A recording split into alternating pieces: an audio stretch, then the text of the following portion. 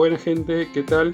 Bueno, aquí estamos con otro video explicando teorías y si les interesa ya saben, se tienen que suscribir al canal, así ayudan a que el canal crezca, me ayudan a mí y bueno, abajo dejo un enlace si quieren ayudar al canal y bueno, en este momento ya saben, se tienen que suscribir. Bueno, gracias y vamos con el video. Aquí estamos, AleTech 2020. Bueno, vamos a explicar el tema de Novotech, que se está hablando ahí en los comentarios y bueno, no me han entendido lo que quise explicar. Y bueno, esta es mi colaboración, todos estamos aprendiendo y de este modo es el modo que se aprende. Así aprendí yo en electrónica, donde le llevaba a los profesores circuitos como estos, los analizábamos y entonces nos explicaban cosas que no sabíamos y así aprendíamos. Bueno, como todos estamos aprendiendo, esta es mi colaboración y también puede haber fenómenos, pero bueno, lo que yo quiero explicar que no se entendió fue lo siguiente. Acá está mi circuito, un poco precario, pero bueno, ya lo vamos a explicar. Y este es el circuito de Novo, y esto es lo que él estaba analizando, que aparecía una tensión antes que se genere la carga de la resistencia, ¿no? Que circulaba la corriente, pero bueno, no, la resistencia no se carga, la que se carga son las bobinas. Entonces, esto era magia, pero bueno, no es magia. Esto no aparece de la nada, no es que funcione así. Aquí lo vamos a explicar. Esto tiene supuestamente una explicación. Bien, aquí hay que entender, no voy a explicar los fenómenos, acá tenemos varios vectores E, vectores, los vector H, todo eso, que aquí no tenemos unas espiras como si fuese un primario. Eso se conoce como transformador de corriente, se utiliza para censar corriente en motor y cosas de 220 donde consume mucha corriente, donde no se pueden poner amperímetros, y se utiliza este sistema, y también se utiliza para medir el coseno phi con este sistema que utilizan una computadora acá, lo que puede ser un Arduino, lo que sea. Entonces podemos medir la tensión de los 220, la corriente y el coseno phi de la corriente de seno, ¿no? Y saber si ese motor está consumiendo mucha reactiva o no. Se utiliza estos tipos porque esto se puede medir corriente sin afectar el cable. Y se puede medir mucha corriente donde el circuito no tiene esa carga de corriente, solamente el cable. Entonces se utiliza mucho. Bueno, eh, aquí, para hacer un poquito más rápido, vamos a explicar por qué está mal o está bien este circuito. De principio, aquí vamos a analizar, tenemos una malla que es esta malla, ¿no? Donde Novo quiere registrar lo que sucede en los osciloscopios, la corriente que circula por esta malla. Acá podemos tomar otra malla que está en forma aislada al circuito, donde esto sería otra malla. No lo vamos a meter en el fenómeno, lo vamos a meter en lo que Novo está haciendo para medir ese fenómeno. Para medir corriente, con los osciloscopios se utiliza una resistencia porque la corriente que circula es proporcional al voltaje que se genera. Entonces se puede ver la tensión como si fuese la corriente y ahí se deduce, ¿no? Según la resistencia que se utiliza. Entonces, en este caso, nosotros cuando queremos analizar la corriente de una carga de algo, ponemos una resistencia en serie, como si fuese un amperímetro, ¿no? En sí es un amperímetro, ¿no? Y analizamos la corriente que está circulando en ese circuito, digamos, por la carga. O sea que en este caso sería la violeta, digo, la violeta, sería la corriente que está circulando por la resistencia y por la carga. Y aquí entra el tema, porque esto se utiliza para medir corriente, la resistencia, de una carga. Pero en este caso no existe la carga. No está la carga en este circuito. Por ejemplo, el circuito, ¿no? Que está un poco mejor dibujado de nuevo, aquí. Aquí no existe la carga. Esto no se puede tomar como carga, digamos, porque vamos a decir que es un circuito abierto. Pero bueno, esto es otro tema. Entonces, aquí no existe la carga. No hay un foco acá, aquí, no hay un motor, no hay una bobina, no hay nada. Por lo cual, ¿dónde está la carga? Y la carga es el mismo MOSFET. El MOSFET está haciendo de MOSFET y está haciendo de carga. O sea, lo que estamos analizando en esta corriente, que se ve aquí, violeta, es al MOSFET. Estamos analizando el MOSFET. Estamos analizando al mismo MOSFET, la velocidad de respuesta que tiene el MOSFET. Entonces no estamos analizando la resistencia, nada, estamos analizando al mismo MOSFET. Y esto, bueno, ya lo vamos a explicar lo que sucede. Pero aquí estamos analizando al MOSFET y aquí estamos analizando la bobina, estamos analizando dos cosas distintas.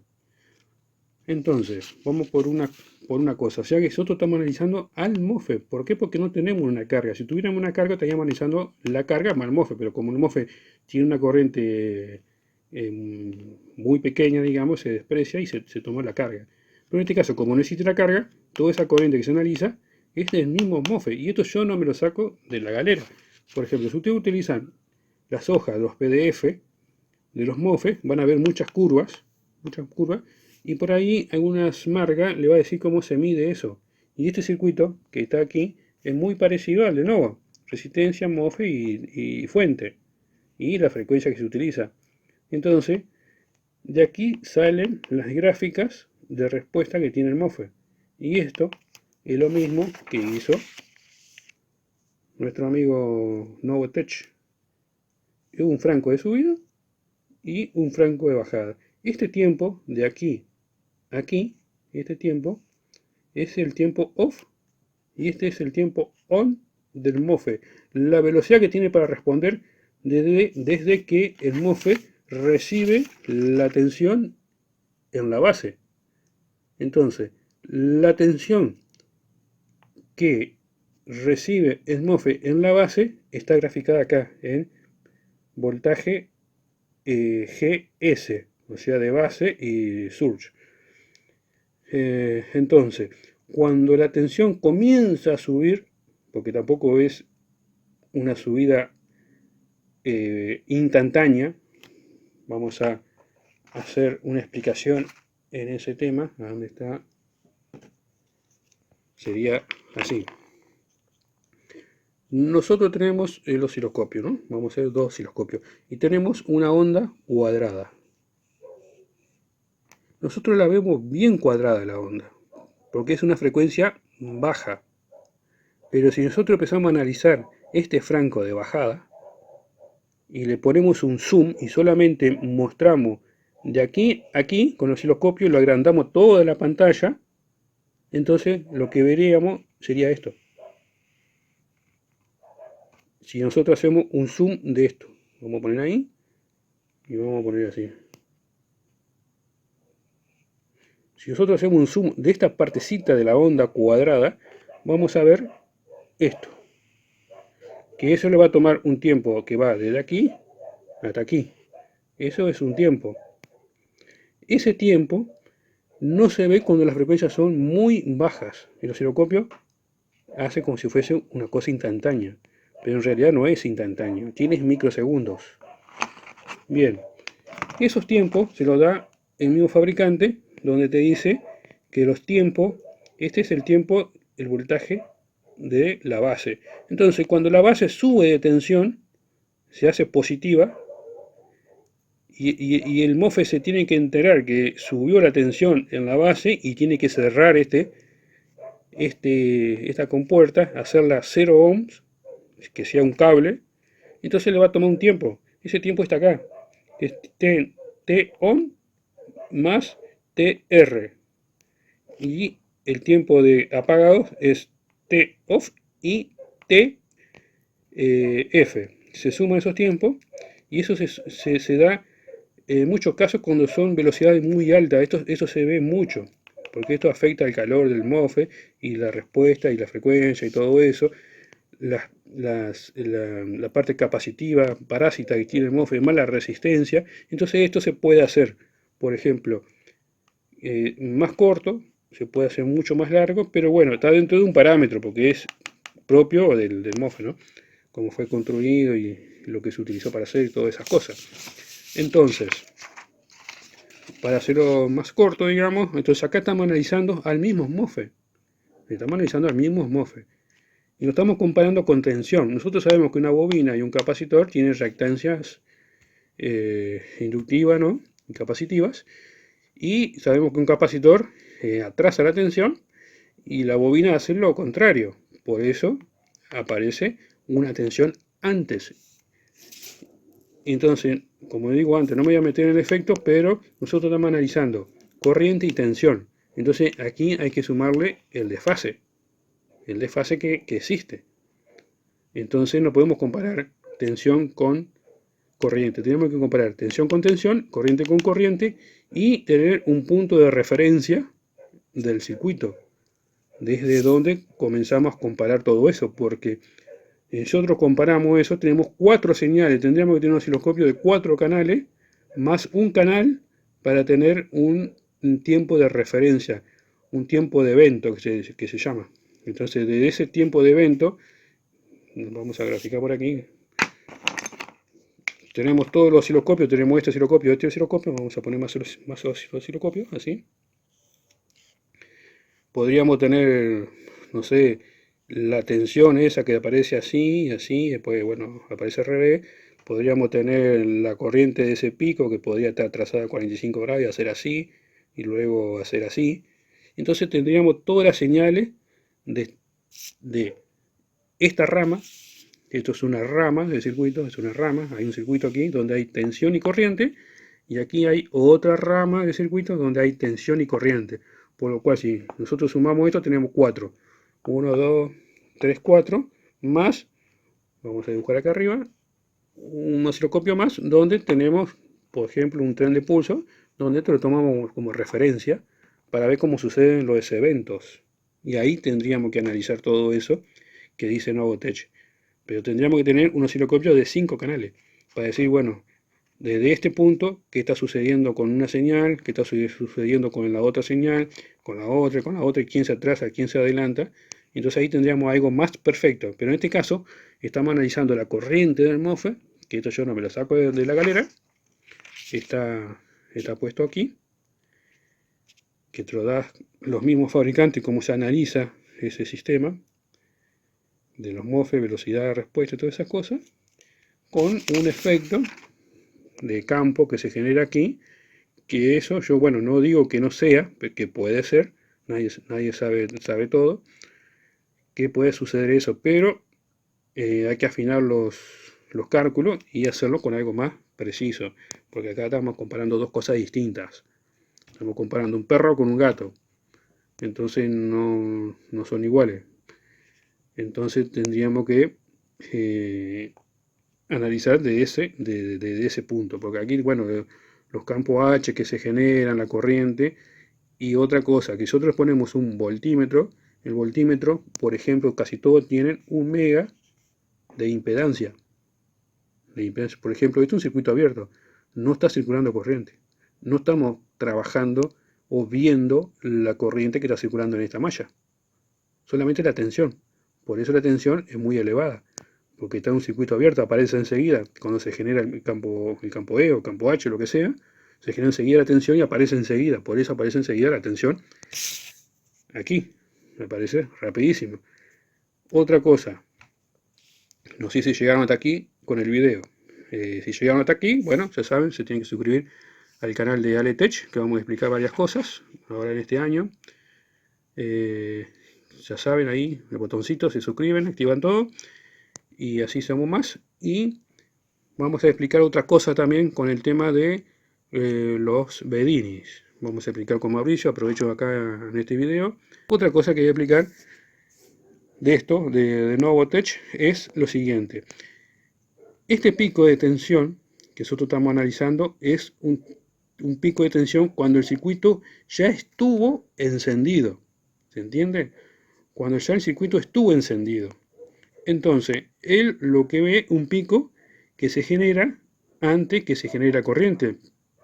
Pero eso es el efecto de la misma bobina que se opone a un cambio. Y ella ya descubre que hay un cambio y se adelanta. Por eso las bobinas capacitoras adelantan o atrasan la tensión. Entonces, nosotros que tendríamos que analizar, él tiene una frecuencia de 10 kHz. Por ejemplo, 10.000 pulsos por segundo. Después que el circuito está encendido, un segundo, 2 segundos, un minuto, una hora, esto se estabiliza, llega al pico hasta por acá.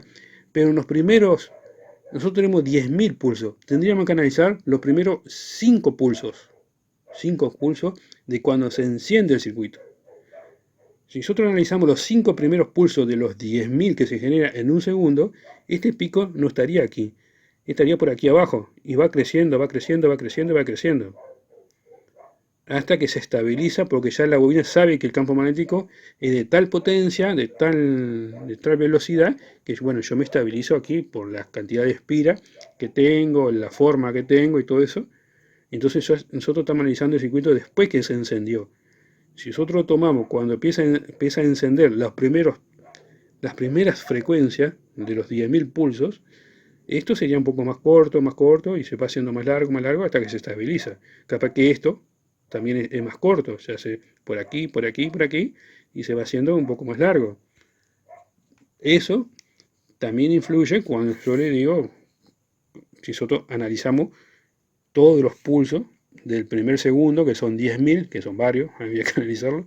Pero bueno, eso a modo de ir aprendiendo, ¿no? ¿Qué sucede en un circuito cuando se enciende? Eso también se analiza en ingeniería. Porque eso, lo típico son los amplificadores de audio. Ustedes pueden ver, lo que más se conoce son amplificadores de audio, que cuando ustedes lo encienden en el amplificador, el parlante hace ¡pup!